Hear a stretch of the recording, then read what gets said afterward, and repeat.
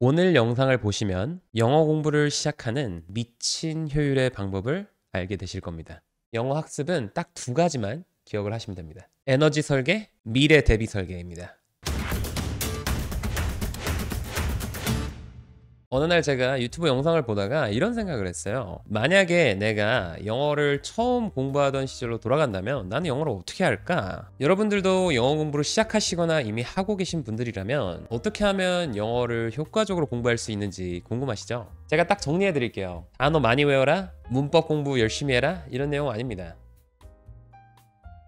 영어는 단어나 표현들을 많이 외워야 된다고 이야기를 하잖아요. 근데 이거는 엄청난 함정이 있습니다. 왜냐하면 이건 불가능한 게임이거든요. 고등학교 때 단어장 하나를 들고 다니면서 달달달 외웠던 기억이 나는데요. 그 안에 단어가 5,000개 정도 있었는데 그거 진짜 다 외운 것 같아요. 시험을 보니까 모르는 단어가 하나도 없더라고요. 그래서 시험은 잘 보는데 이 단어들을 써먹을 수가 없는 거예요. 내가 써먹지를 못하니까 자꾸 잊어버리게 되고, 잊어버리니까 자꾸 복습을 해줘야 되고. 근데 단어 외우는 게 얼마나 재미가 없는지 지루한 거예요. 너무 하기가 힘들었습니다. 그래서 결국은 안 하게 됐고, 대부분의 단어들을 지금은 기억을 못하고 있죠. 이게 에너지를 갉아먹는 학습법인 거예요. 내 에너지를 써야만 해나갈 수 있는 학습법인 거죠. 애초에 에너지 설계가 잘못된 겁니다. 지금은 뭐 다 잊어버렸으니 효율이 정말 엉망인 학습법인 거죠. 그럼 혹시 단어나 표현들 외우고 나면 계속해서 기억이 나게 하는 방법이 있을까요? 오히려 에너지가 충전되는 학습법은 존재할까요? 꿈만 같은 이야기라고요? 아닙니다. 존재합니다.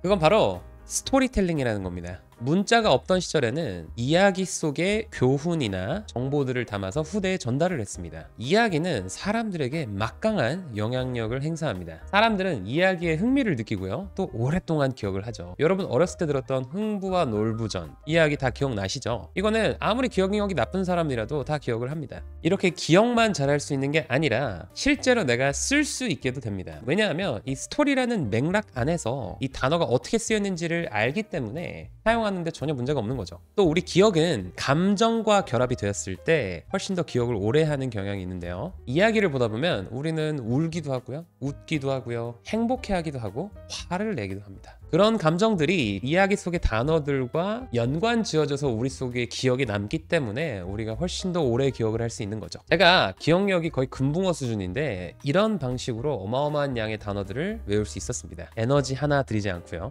이런 이야기들은 오히려 보면 볼수록 에너지를 충전시켜줍니다. 아무리 힘든 상황에서도 보고 싶은 게 이야기입니다. 오히려 충전이 되기 때문에 벌써 이기고 들어가는 게임이죠.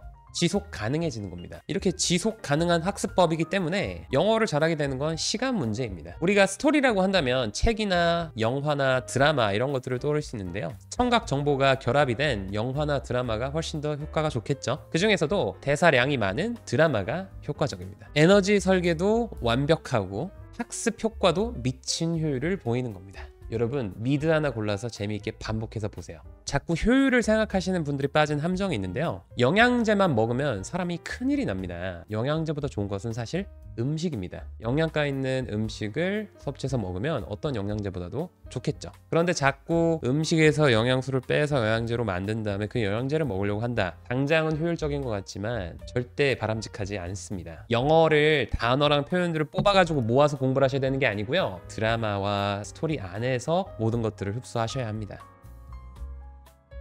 사람은 욕심이 끝이 없어요. 걸어 다니다 보면 자전거를 사고 싶고, 자전거 타고 다니다 보면 차를 사고 싶고요, 차를 타고 다니다 보면 외제차를 사고 싶죠. 정말 끝이 없습니다. 영어도 처음에는 조금만 알아들으면 좋겠다 이런 생각으로 시작을 하십니다. 근데 시간이 지나면 지날수록 영어로 말도 하고 싶고요, 더 유창하게 말을 하고 싶고 원어민처럼 영어를 하고 싶은 마음이 점점 커지게 됩니다. 근데 문제가 있어요. 대부분의 한국 사람들은 영어가 어느 정도에서 성장을 멈춥니다. 그리고 무슨 짓을 해도 더 이상 실력이 늘지가 않아요. 마음은 자꾸 커져요. 영어를 잘하고 싶은 마음은 자꾸 커지는데 내 실력은 늘지를 않는 겁니다. 이게 상당히 고통스럽고 좌절스러워요. 무슨 짓을 해도 안 되거든요. 이건 애초에 미래를 대비한 설계가 되어 있지 않았기 때문에 일어나는 현상입니다. 제가 24살에 좀 늦게 군대를 갔어요. 밤 10시가 되면 자야 되는데 12시까지 공부 연등이라고 대원들 공부할 수 있게 시간을 주는 게 있습니다. 저녁 점호 때 신청자를 받더라고요. 근데 뭔가 좀 이상한 거예요. 높은 계급들만 손을 들고 낮은 계급들은 손을 안 드는 겁니다.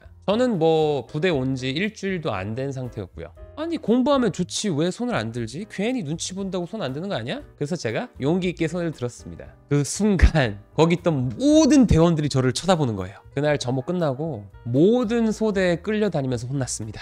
완전 모든 대원들에게 찍힌 날이었죠. 그리고 슬프지만 이런 일은 계속 반복이 되었습니다. 아니 이해가 안 되는 거예요. 공부 좀 하겠다는데 그게 뭐 그렇게 나쁘지? 그게 뭐가 그렇게 잘못된 거야? 그렇게 1년이 지난 어느 날 제가 깨닫습니다. 부대에는 그들만의 규칙이라는 게 있는데 제가 그걸 싹 무시하고 제 생각에 합리적인 행동들을 한 거죠. 같이 있는 대원들은 그런 제 행동에 엄청 화가 났겠죠. 그들을 무시하는 행동이니까요. 아 그래서 그렇게 화를 낸 거구나. 내가 진짜 잘못했구나를 그때 깨닫습니다.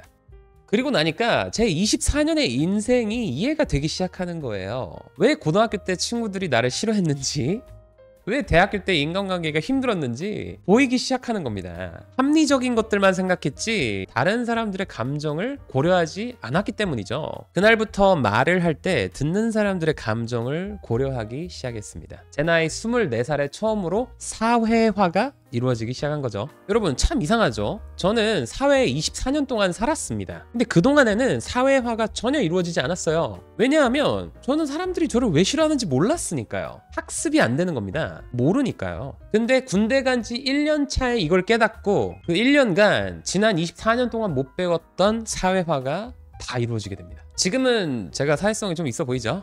영어도 마찬가지예요. 영국, 호주, 미국, 캐나다 이런 데서 사시는 분들이 그 나라에서 10년, 20년 살면 당연히 영어를 잘해야 되잖아요. 근데 영어가 안 늘어요. 한계가 있습니다. 수많은 영어를 듣고 읽기만 하지 그게 뭔지를 모르고 있는 거예요. 모르니까 인지가 안 되고 학습이 안 되겠죠? 내 걸로 못 만드는 거예요. 왜 그렇게 쓰는지를 모르는 거예요. 10년, 20년을 살아도 학습이 이루어지지 않는 겁니다. 영어 실력이 계속 제자리인 거예요. I have a friend, I don't have a friend, do you have a friend? I have had a friend, I haven't had a friend, have you had a friend?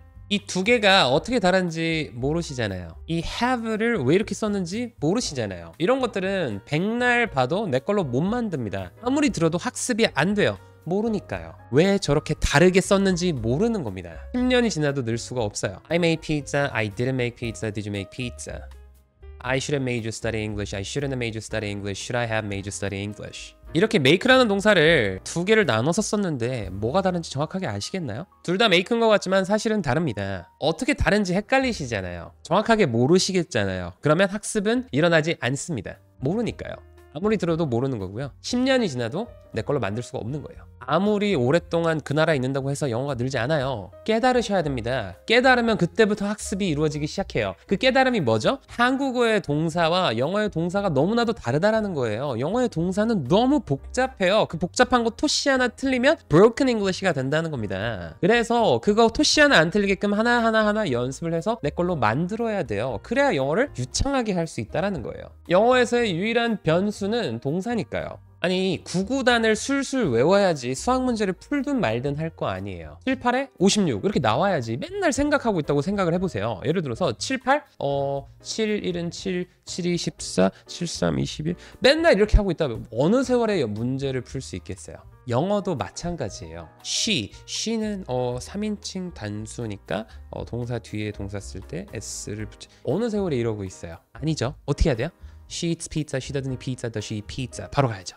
have pp 현재 완료니까 have 다음에 pp 이거 과거 분사로 바꿔주고 의미는 전부터 지금까지 이런 의미였지. 그러면은 I have 언제 이러고 있어요. 어느 세월에 영어 할 거예요. I have waited for you, I haven't waited for you, have you waited for me? 바로 갈 수 있어야죠. 이런 영어의 구구단을 술술술 하기 전까지는 영어를 유창하게 하는 것이 불가능하다는 게 그 깨달음입니다. 내가 알아야 들린다고 제가 말씀드렸죠. 아는 만큼 들려요. 영어가 동사가 복잡하게 움직이는 것들을 내가 정확하게 알고 있어야지 어떤 표현이나 문장들을 들었을 때 내 걸로 온전하게 흡수를 할 수 있는 겁니다. 그렇지 않으면 다 놓쳐요. 놓칠 수밖에 없죠. 모르는데 어떻게 그거를 안 놓칠 수가 있겠어요. 그래야 완벽한 학습이 되는 거고 완벽하게 흡수가 되고 완벽하게 내 걸로 만들어서 나도 쓸 수가 있는 겁니다. 자, 그래서 오늘은 제가 영어를 처음으로 돌아가서 다시 한다면 어떻게 할까라는 부분에 대해서 두 가지를 말씀드렸어요. 첫 번째는 에너지 설계, 재미있게 효과적인 방법으로 스토리로 공부를 하겠다. 두 번째 미래 대비 설계는 깨달음이 있어야만 비로소 그때부터 학습이 이루어진다는 내용이었죠. 그 깨달음이란 게 뭐예요? 영어의 동사는 한국어와 달라서 너무나도 복잡하고 토시 하나 틀리면 안 되기 때문에 연습을 달달달 해서 정말 구구단처럼 탁탁탁 할 수 있어야만 그제서야 영어를 내 걸로 바로 흡수를 할 수 있고 나도 쓸 수 있게 되는 그런 수준으로 가게 된다라는 메시지였습니다. 오늘 영상 도움되고 즐거우셨다면 좋아요와 구독 눌러주시기 바랍니다. 감사합니다.